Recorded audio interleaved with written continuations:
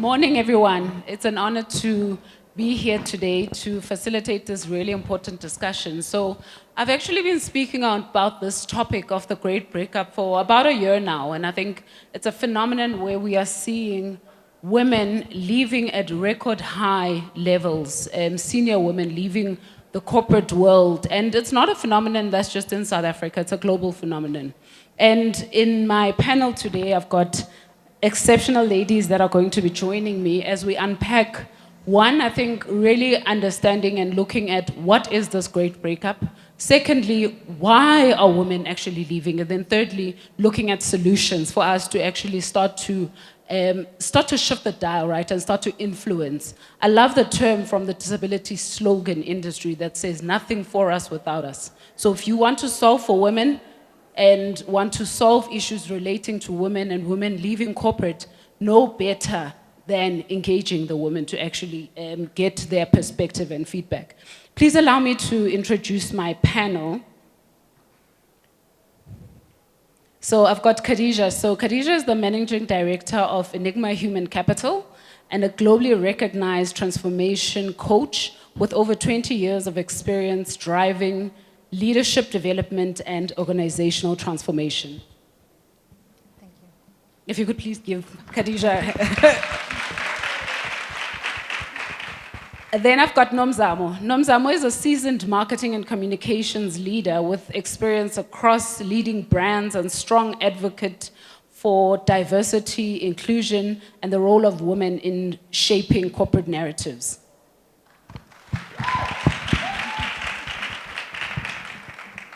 Mutsidisi, a corporate heart guide working at the intersection of leadership, consciousness, and organizational systems, helping leaders operate from alignment rather than reaction.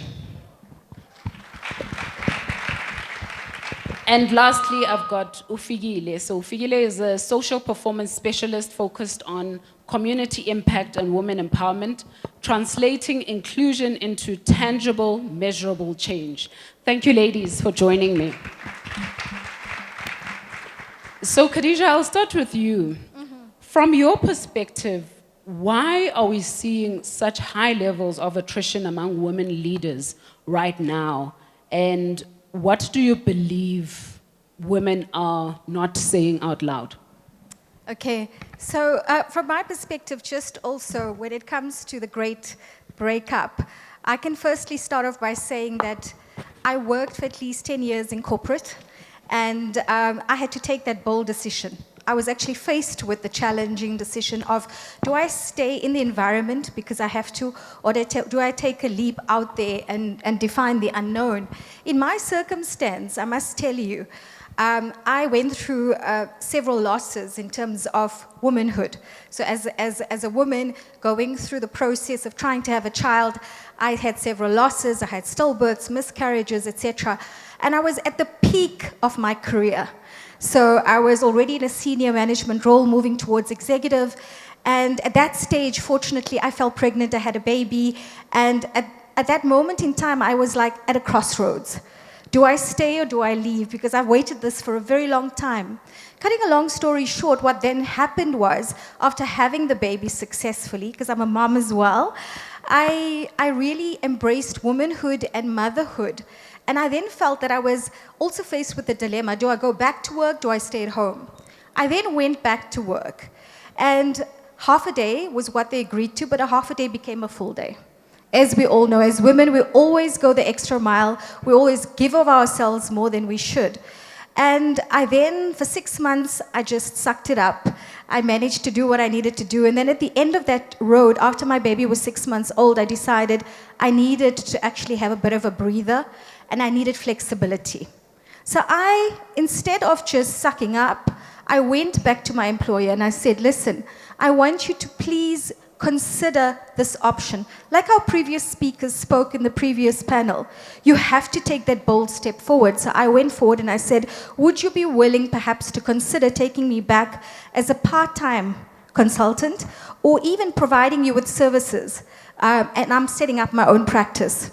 Initially, what was the answer? I'm sure you all can know. It was no, right? And this was like how many years ago? Almost 3 decades ago. So in that era, you must remember, it was very difficult for women to have voices. I was fortunate enough that I went through the process speaking to several people at board level, etc., etc., and I even came and presented a business case to my organization. Eventually, guess what? They said yes. And absolutely, that was something amazing for me in my journey, because I was able then to navigate the process of working by myself, working for the company, at least for starters, and then starting to establish a client base. And this is Enigma Human Capital. It's 23 years in the making. That's the company I have. And I feel honored, I feel blessed, I feel grateful, but yes, there was a lot of struggle. So I see myself as a catalyst for change, going into organizations and trying to challenge the status quo in the system. The reasons why people generally leave are reasons that I've just spoken about. It's that struggle around your womanhood and wanting to find balance in your life. That was my challenge. There are other reasons. The relentless level of exhaustion that women go through. I mean, come on, ladies. How many of you in this room, by show of hands, are exhausted today? Right?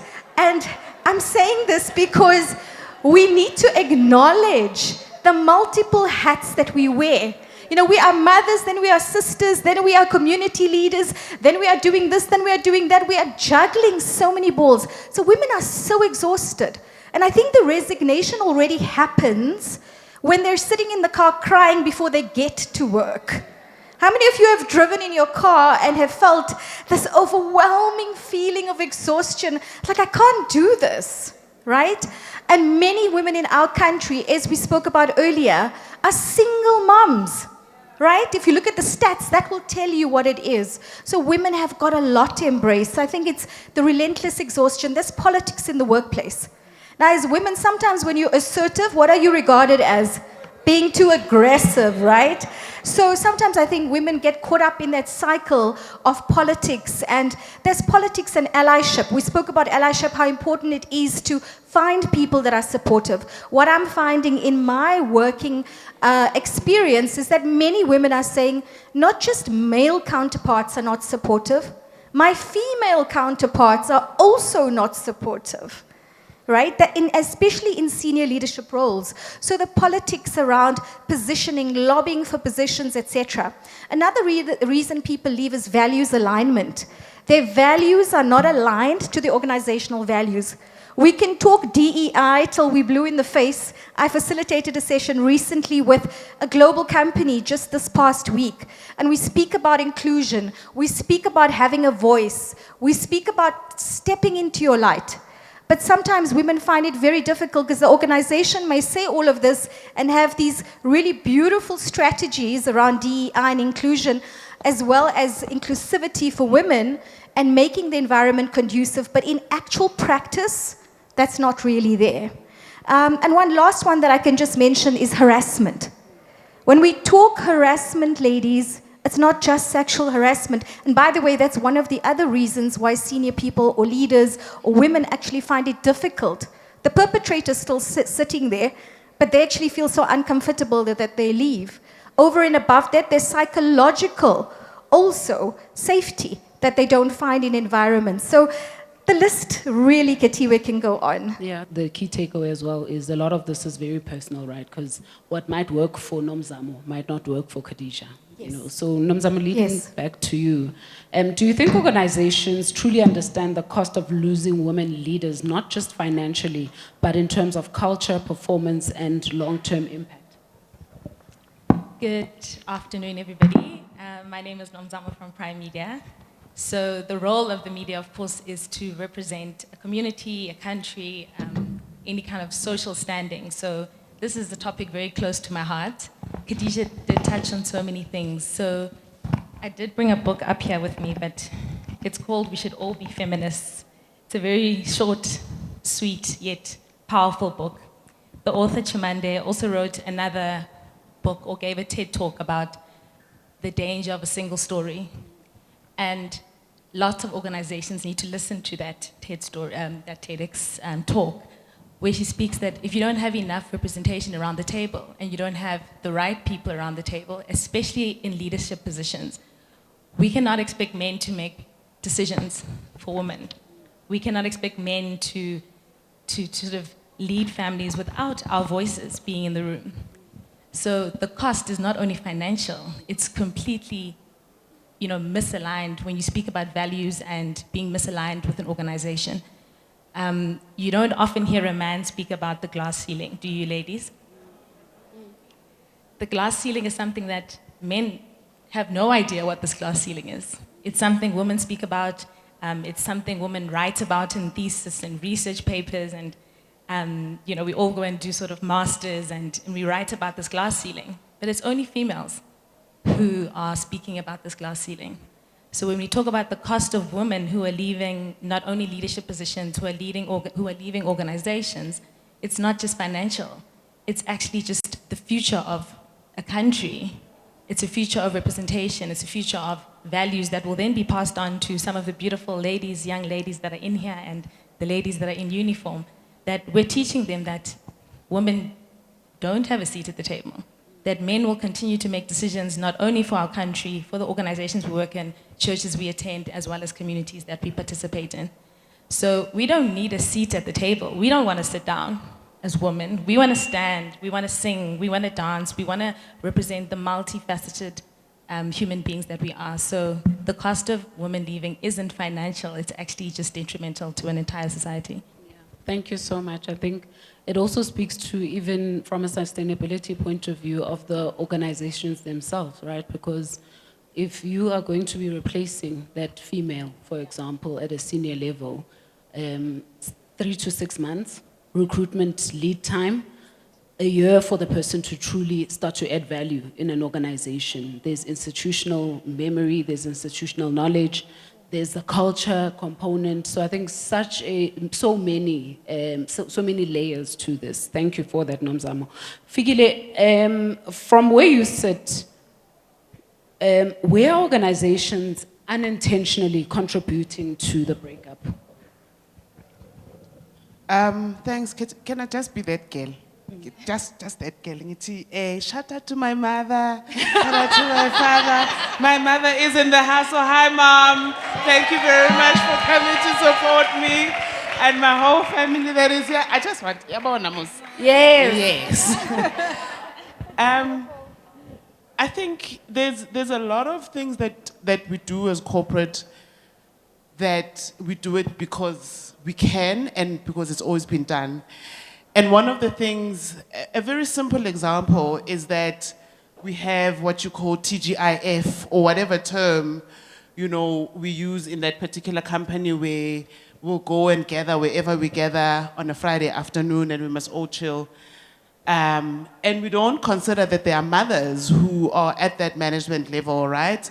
And when Ufigile spends 3 months with this TGIF, she's not being visible, or she doesn't realize the value of networking at this level. So it already excludes the women in the business one. But also this gentleman's club, they exist, they're real. We do sit in boardrooms. We do put our views on the table, but what we don't have is power. And these informal networks, the golf clubs, the boys clubs, the Friday afternoon sitting kancane, is where the decisions are made and where the structure, the power really lies. And until we create, should we say, let's go for tea after work instead of beer down by the pub? I don't know. But those are some of the things that we do. And they're not necessarily in the boardroom, and they're not necessarily in policies or procedures. They're in the informal things that we do. And when Figile then says something in the boardroom, yeah, une attitude. So that's where we are. Yeah, thank you so much for that, Figile. So it's the culture that is not in policies, the culture that's not written, but we all know that this is how things are done here, that can unintentionally exclude. So Mtsidisi, coming to you, how does the great breakup show up in different ways across race, identity, and industry? Sure. Thank you for that. So I just want to briefly share how I started this work. Can you hear me? Okay. So during COVID, I came across a quotation that said, in the past, jobs were about muscles. Now, jobs are about the brain. But in the future, jobs will be about the heart. And I promptly took on the title, The Corporate Heart Guide, because we prepare for the future today. So in the research, when I was looking at it, there are many reasons that are given. Burnout, because you're in a certain race bracket. Maybe you are remunerated differently. Because you're a woman, you take more of the emotional labor. But underneath all that, throughout all the reasons, throughout the race feedback that's also been given, it's heart. There's lack of heart in the workspaces that we work in. The workspaces that we work in lack humanity.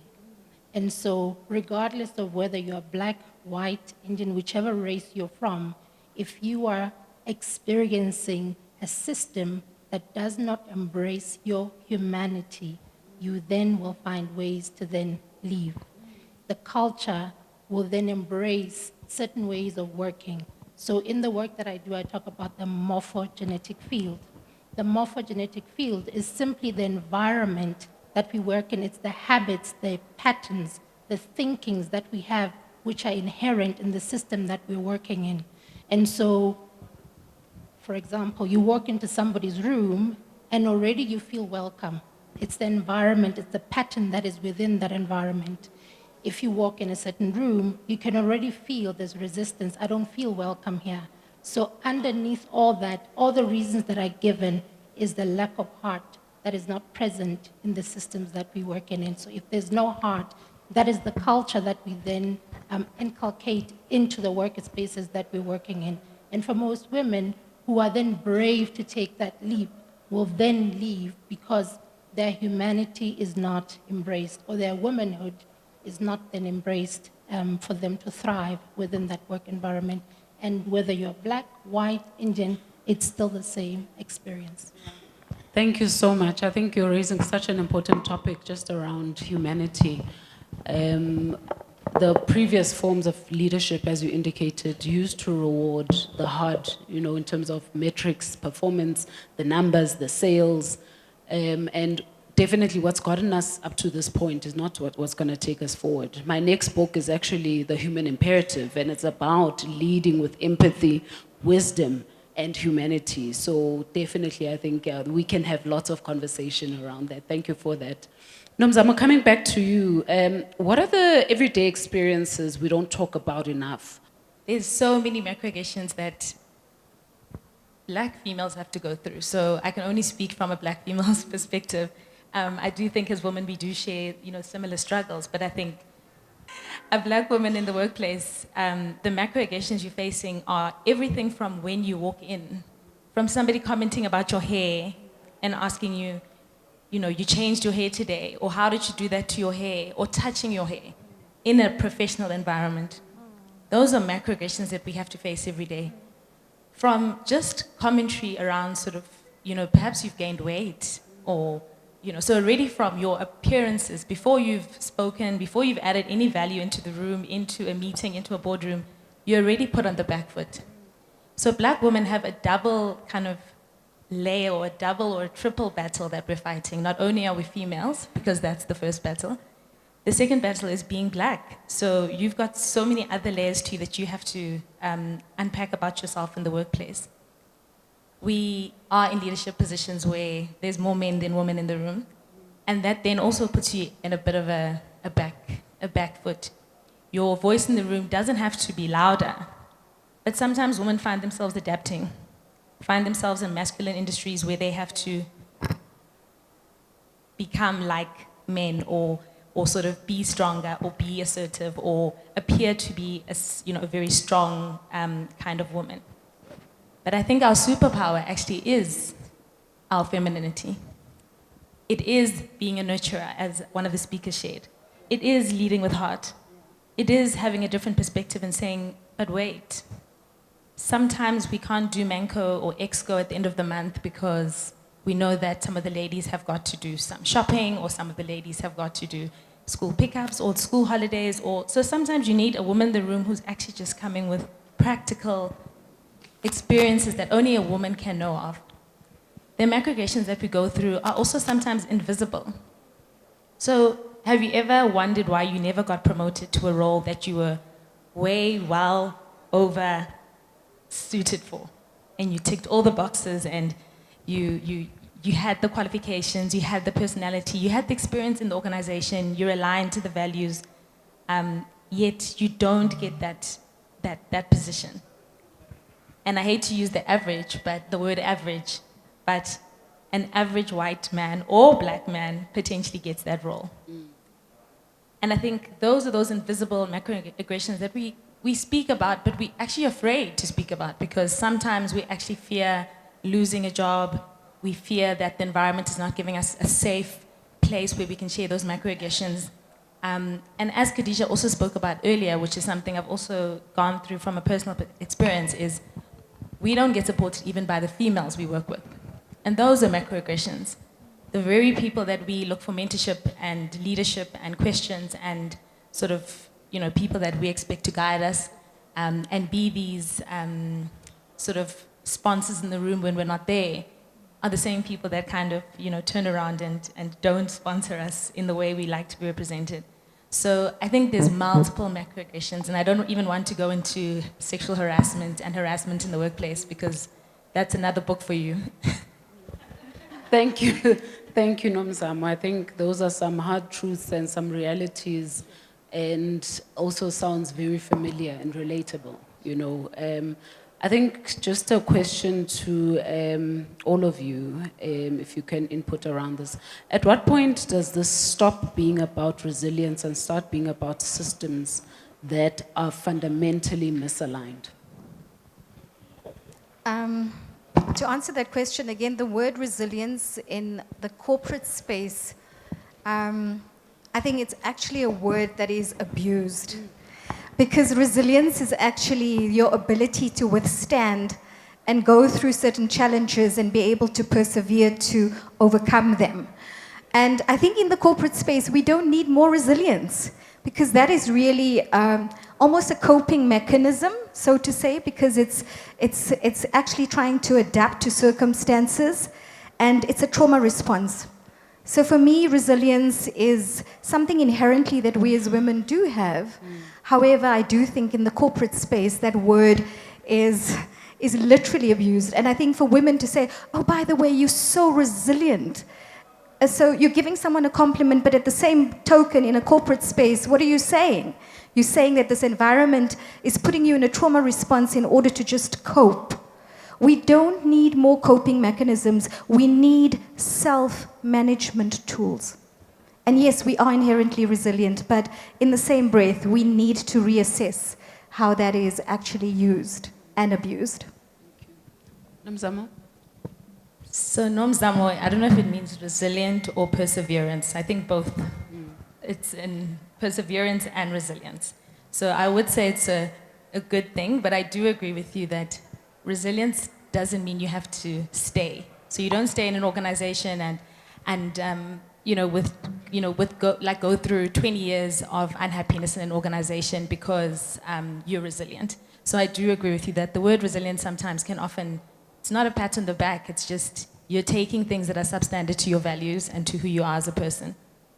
I do think that more and more organizations are taking systems and policies more seriously to suit women. So I think a lot of us have kind of seen organizations that have introduced formal menstrual leave policies in their organizations. So I think why that's important is because, a man could have never come up with that policy. He could have never really had input and understanding that what does it mean when you're on your menstrual cycle? What does it mean to come to work and show up and, really have your voice across the room in a meeting when it's that time of the month for you? You're grumpy, you're hungry, you're breaking out into hot flashes, you're going through so much, but you're still expected to show up. And I think that That is a positive side of the resilience.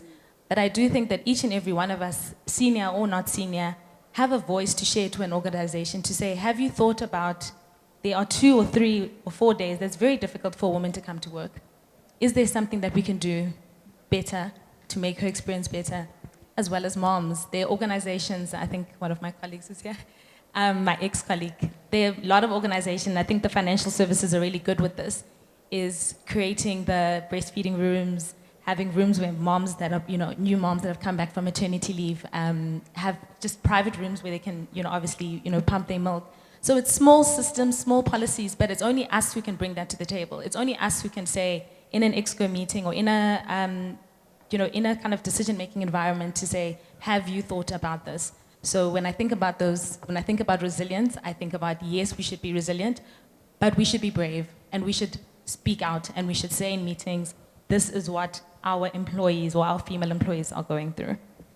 Thank you so much. Thank you so much. Can I ask you a different question? Because I'm also, and you can add, you can respond and then also a different question.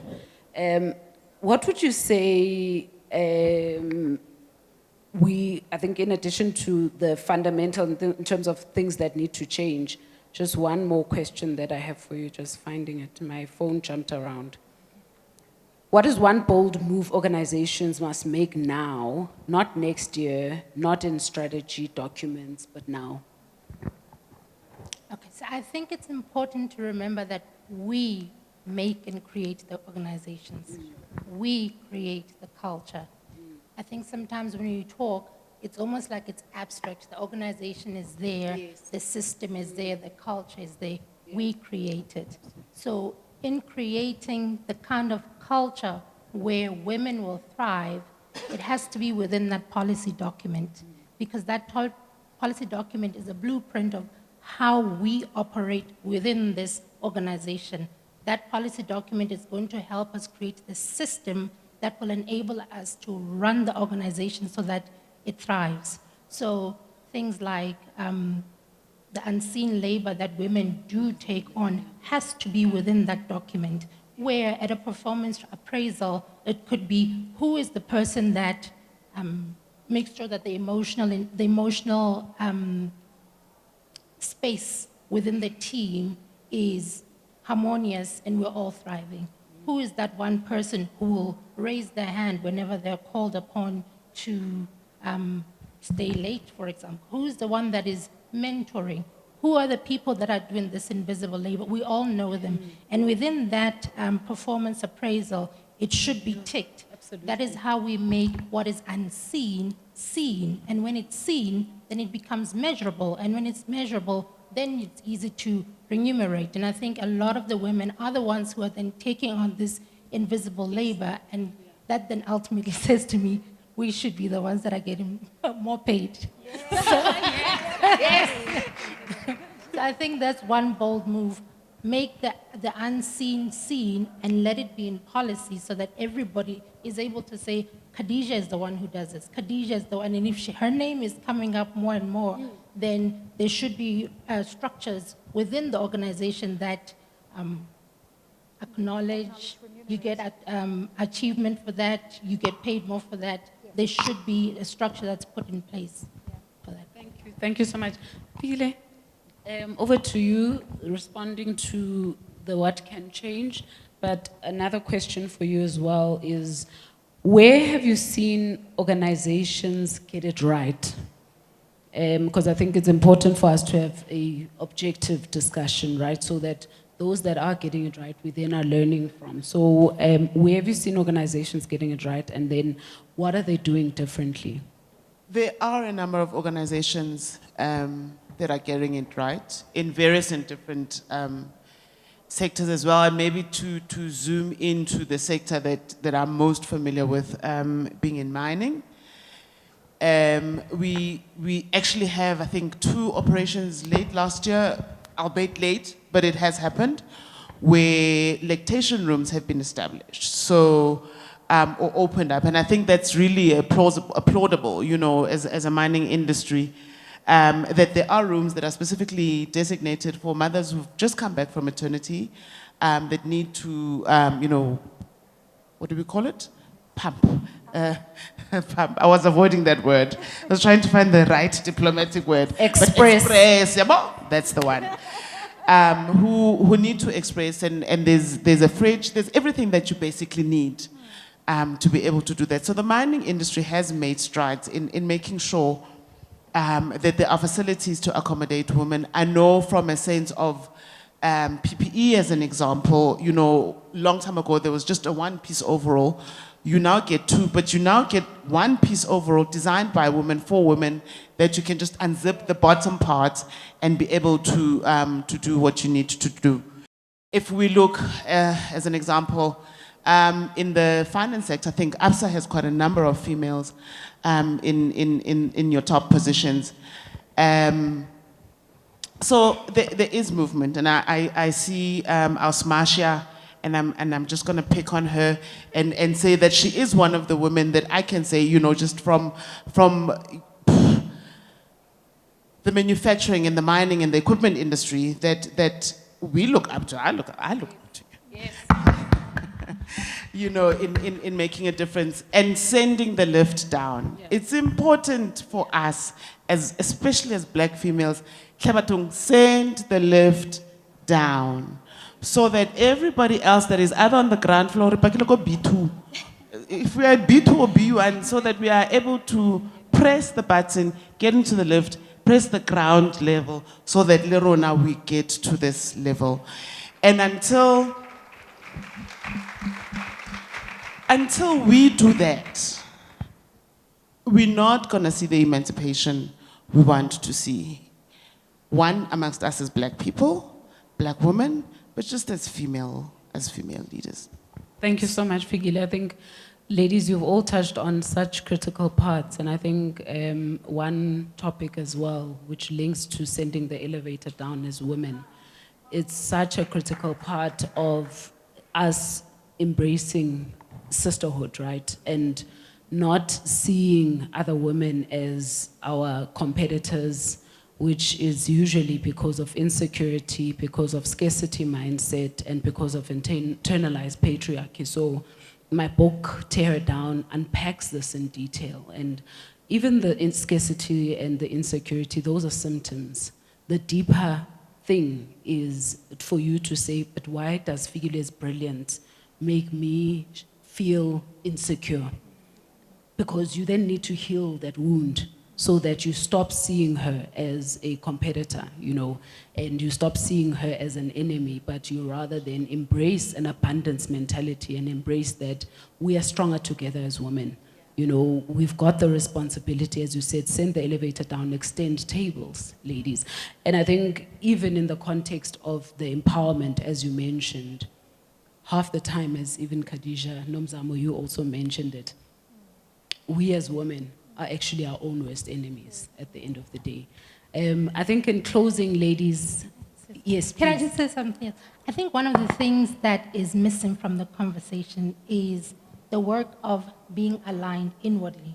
So when we talk about heart, people are always associated with softness, but heart is an organ of coherence, which helps you to be connected within yourself so that you respond and not react to a situation. So if we're then around women who are not sending the elevator down, so perhaps it speaks to their own internal environment that they need to be aware of so that they understand that when I change who I am, it ripples across, creating that pattern where any woman who then joins ultimately unconsciously is aware that the elevator has to go down, and that starts with the inner work that then allows us to be able to do that. Absolutely spot on. Thank you so much. I think in closing, any last words from each of you? And we are, I see our MC is already signaling. Any last words before we close off? Okay, so from my side, I think these were really thought-provoking perspectives that we've put together, but I think also if there are people in the room that are in senior and executive roles, the performance matrix also needs to change. That is critical. And CEOs and people that are accountable have to also be accountable around the resignation process of women in leadership. You know, it's time that there's accountability, there's transparency also. So, you know, as much as we say we manage people on performance when it comes to your outputs and your financials and all of those things, one of the key performance matrix needs to be around, you know, retention of women in the workplace aligned to policy. The other thing also is critical. We spoke a lot, and I think the previous panel did, around mentorship. I think we need more sponsors, not just mentors. We need people in senior roles to sponsor people, to say your name in rooms, like we spoke earlier on about when you're not present, to make sure that you can be allocated to projects and not just to training programs. So I think those are some of the things, but yeah, the list is endless. Thank you. Thank you. Just in closing as well for me, so when I read this topic about the great breakup, often we associate breakup with something bad, someone's dumped you or you've dumped them. In this case, the great breakup is actually choosing yourself, right? So it's actually saying I'm not aligned with this organization, or the organization's not aligned with me, and I know my value, I know what I bring to the table. So when I think of this great breakup, I say, ladies, congratulations and well done to us for stepping up, knowing our power, knowing who we are, knowing our value as well. The salary discussion is obviously quite a different one, but when I think of the breakup, I think of it as another layer of liberation for us as women. And as Khadija alluded as well, that in your next, let it be your job, like your job or your mandate to push the agenda for all of us as women. Thank you. So when I was just reading up on the great breakup, so instinctively I thought, this is saying there's no heart. So this is what I wrote: why is there no heart in corporate? I said, it is not just a choice, it is a pattern. Historically, the field of corporate spaces or culture has rewarded output, toughness, and measurable results. Emotional labor, mentorships, care, and empathy are seen as secondary, and this pattern reproduces itself. Leaders are rewarding what has always worked, systems reinforce what is measurable, and people learn to hide vulnerability, and the consequences are profound. Women are then leaving and then disengage. Teams lose cohesion, innovation suffers, and culture becomes transactional.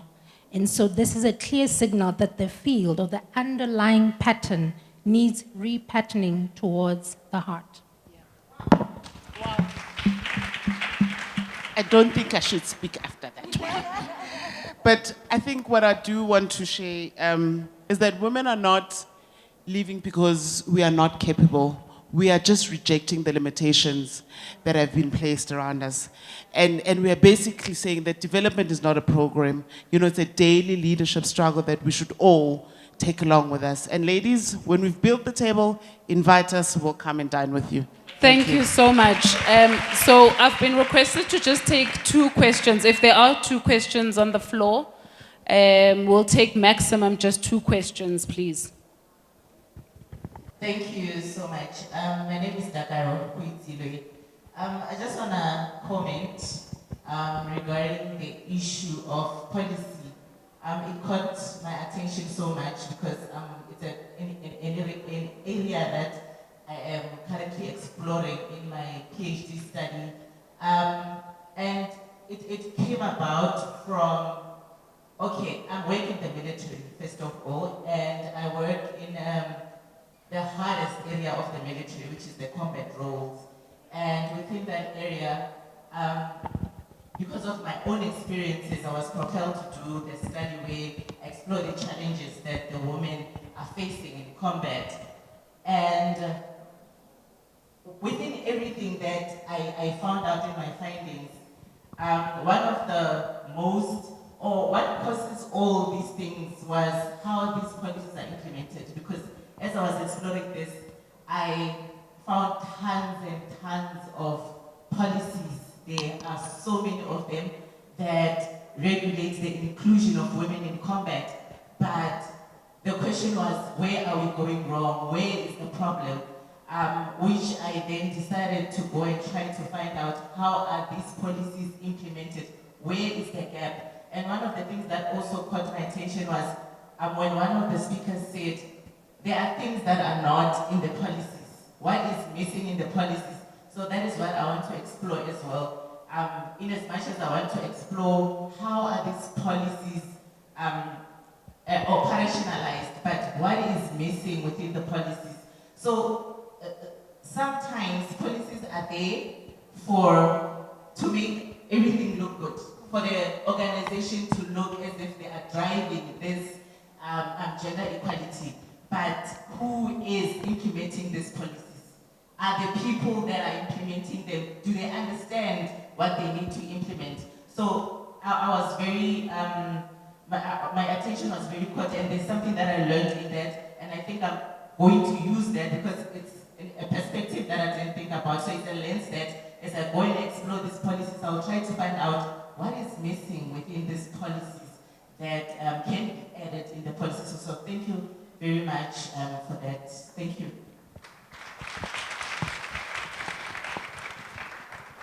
Thank you, Dagala. And I think just to add from a implementation, because I think there's often a disconnect between the actual policy that exists and implementation, and how you shift that is linking it to rewards, right? There must be consequences for things not, and policies not being implemented. So it's both, using both the carrot and the stick approach to actually achieve the desired results.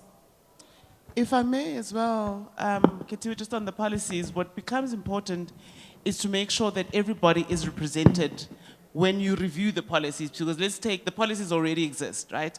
But every other year or whenever that you're reviewing policies, make sure that you have everybody's voices represented. Sinama 2K now, who think differently and who look at things differently than you and I, who are 1K. But, you know, so male, female, age, gender, religion, so that the policy is representative and inclusive of everybody that is supposed to implement it and be protected by that policy. Thanks. Can I just add something? Another aspect on policy, I agree with you, inclusivity through auditing before you even refine, but I think it's accountability. If people don't actually, performance management systems have to be robust in order to ensure that people are held accountable if they deviate, and stringent audits. I know HR normally is always the custodian when it comes to audits, but it's not just HR. It is the organization, and it starts with the CEO. Sorry, just to add to the point, I also think that a policy is one thing, and I think it's a document, it sits on the intranet or it sits somewhere out there. I think it's the everyday living. So, you know, if you're in the military, I can only imagine that, you know, there is this probably 110-page document that's sitting somewhere, but it's the everyday of showing up. It's the everyday of the policy. It's the things you want to see change. It's the things that you want, because these are things that affect you and your job every day. So often, you're waiting for the CEO to call a company update or to call a company hall meeting to then say, okay, the ladies can leave at 12 on Friday. But if you wanted that change, you needed to table it, you needed to put it forward. So I think we should live policies and we should, you know, make those changes, yeah? Values for me, your personal values, because policies are created by individuals. So what are the values that are leading you or guiding you in creating that policy? How aligned or misaligned are your personal values with the organization's values that then help you to create a policy that is going to benefit the people working there, in the long run, creating harmonious working spaces that allow for everybody in there to thrive? Thank you so much. Yes. Yes, Oletu. Thank you once again. If you could please join me in giving my amazing panelists a round of applause. Thank you, ladies.